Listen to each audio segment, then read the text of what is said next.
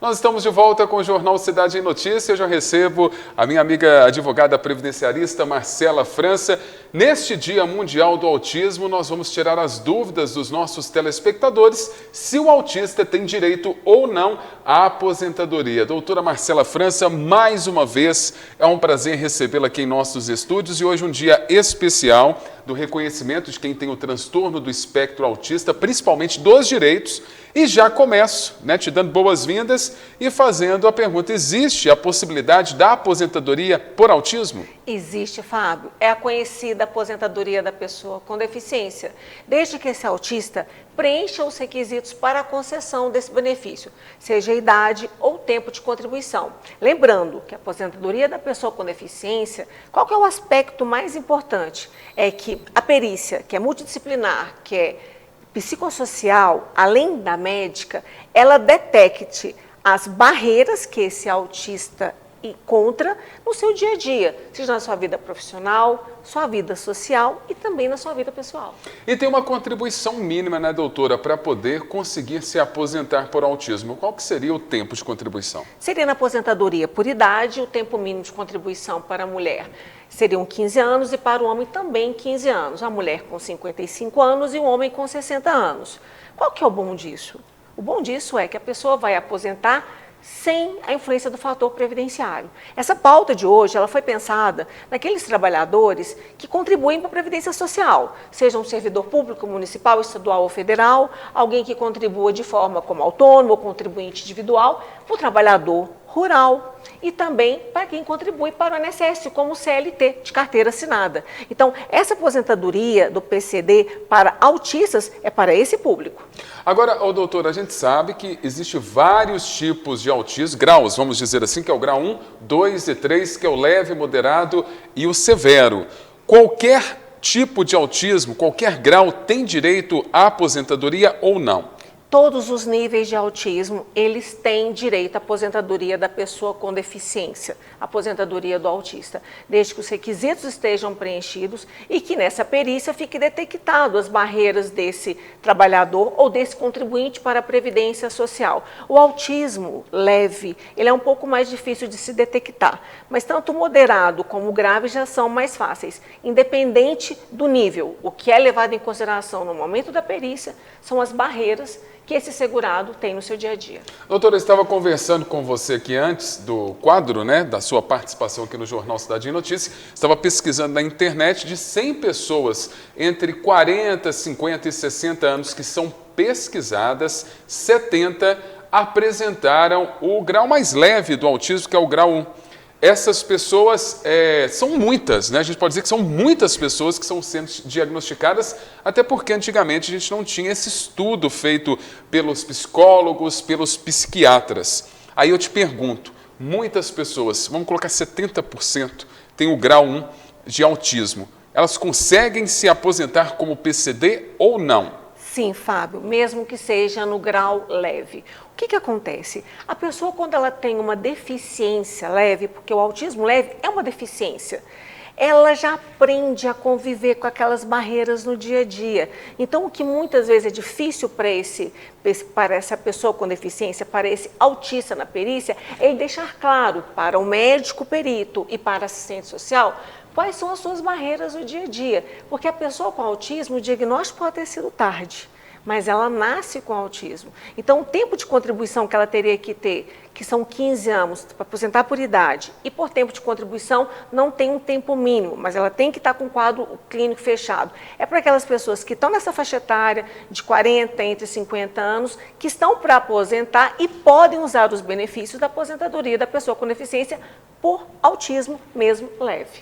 E é bom a gente deixar claro, doutora, que não adianta chegar lá falando que é autista. Tem que ter, como você disse, repetindo mais uma vez, esse diagnóstico fechado. Mas como? Vamos explicar para o nosso telespectador como fechar esse diagnóstico, não basta apenas falar que é autista, né? Normalmente o autista leve, se ele toma algum medicamento, é um medicamento muito leve. Às vezes ele só faz um acompanhamento com um psicólogo. Então ele vai ter o diagnóstico fechado através de um neuro, de um psiquiatra, que vai laudar e vai falar o momento em que ele foi diagnosticado. Mas nós sabemos que ele nasceu com esse nome. E quando é um caso moderado ou grave, que é o severo, nesse caso vão ter, além dos exames de imagem, exames físicos, muitas vezes ortopédicos, e eles é que irão comprovar o grau de deficiência desse autismo. De deficiência não, é de deficiência desse autismo. Agora, doutora, o nível 2 você comentou. Tanto o nível 2 como o nível 3 tem mais limitações. Você poderia dizer quais seriam essas limitações? São funcionais e sociais? E também, o grau 3, na verdade, precisa de um acompanhamento de uma pessoa o tempo todo. Esse é mais fácil de se aposentar, né? A gente pensa que sim, num primeiro momento. Normalmente o grau moderado, ele se aproxima mais do leve. Ele tenta romper essas barreiras, ele tenta levar uma vida normal, sem muito envolvimento médico, sem muita medicação, sem muito acompanhamento. Ele sempre tenta vencer essas barreiras. Algo muito interessante do autista. Muitas vezes eles não aceitam o diagnóstico porque eles não percebem, porque eles aprenderam desde a infância a conviver com aquelas barreiras. O autista, que é o severo, que é o nível 3, se ele não tem um acompanhamento, ele já tem uma dose de medicamento maior. É possível comprovar? O que a gente tem mais dificuldade é no nível 1 e no nível 2, por causa da perícia psicossocial, onde eles já aprenderam a lidar com as suas barreiras. Pois é, por isso que é necessário, então, um laudo ali do psiquiatra, do psicólogo, bem fechado, para ajudar a comprovar o nível 1 e o nível 2, essas limitações, porque o nível 3, como você disse, eu também disse, precisa de um acompanhamento, até de uma pessoa mesmo, ali diariamente, o tempo todo, né, doutora? Exatamente. Fábio, o que é importante é que, além do relatório médico e dos exames que forem apresentados, a perícia ela é fundamental. Se porventura você conhece alguém que tem autismo, seja leve ou seja moderado, e não conseguiu um benefício no INSS, uma aposentadoria, usando todos os critérios da aposentadoria da pessoa com deficiência, você tem que buscar os seus direitos. Agora, doutora, a aposentadoria por autismo tem algum acréscimo? Eu gostaria que você comentasse sobre isso, porque além de deixar bem claro para o nosso telespectador que os autistas têm direito à aposentadoria, tem acréscimo também ou não? Fábio, eu sou super a favor, você sabe, né? A gente que lida com autista, que lida com pessoas com deficiência, nós sabemos o que essa família faz, do que essa família, ela tem que se desdobrar, ela tem que mexer na sua estrutura familiar, financeira, para cuidar desse autista. Mas não é possível o acréscimo seja de 25% ou de algum outro valor.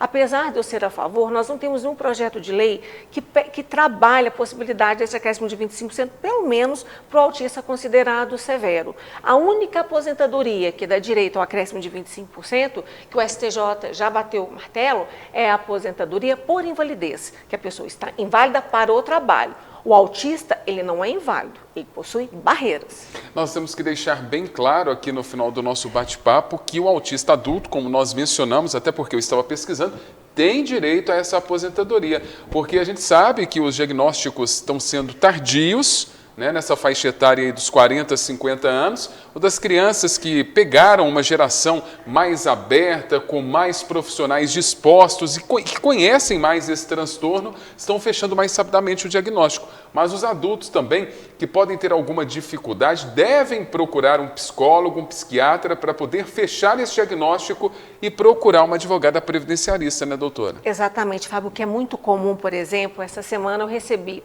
uma pessoa no meu escritório e ela foi me contar que ela teve o diagnóstico fechado, ela já é adulta, ela está com quase 50 anos, de autismo leve. E é uma pessoa que eu conheço há anos e você não consegue perceber.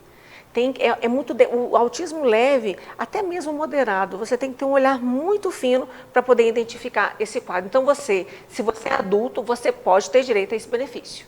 Uma boa notícia nesse Dia Mundial do Autismo e que, claro, você que tem autismo, que não sabia que poderia se aposentar, como eu disse anteriormente, procure uma advogada previdenciarista para poder lhe ajudar, para poder lhe orientar, até mesmo porque muitas das vezes chega só com o laudo do psicólogo, não serve, né, doutora? Tem que ser completo. Exatamente, principalmente, muitas vezes, o autismo, quem dá o encaminhamento é o neurologista ou o psiquiatra. E existem imagens, exames de imagem, que conseguem detectar na linguagem médica um grau ou a identificação do autismo. Doutora, eu agradeço a sua participação mais uma vez aqui no nosso jornalismo, sempre ajudando os nossos telespectadores, principalmente nesse momento difícil, né, que é de aposentar. É um momento difícil por quê? Porque tem que juntar muita documentação, tem que fazer muitos laudos, tem que muitas das vezes entrar com recurso contra o INSS, e você sempre vem aqui no nosso jornalismo ajudá-los nesse momento. Muito obrigado. Fábio, eu que agradeço. Na verdade, quem é ajudada sou eu. Porque todas as vezes que eu estou aqui, eu estudo um pouco mais um tema, eu trago a realidade para a população de Itaúna e região, dos quadros clínicos que vão conceder benefícios. Eu estou me ajudando também, ajudando a população. Eu que agradeço. Nós vamos ao nosso intervalo, daqui a pouquinho nós vamos mostrar que a Polícia Civil lançou uma campanha para alertar que não é necessário mais esperar 24 horas para registrar o desaparecimento de crianças. Os detalhes após o intervalo.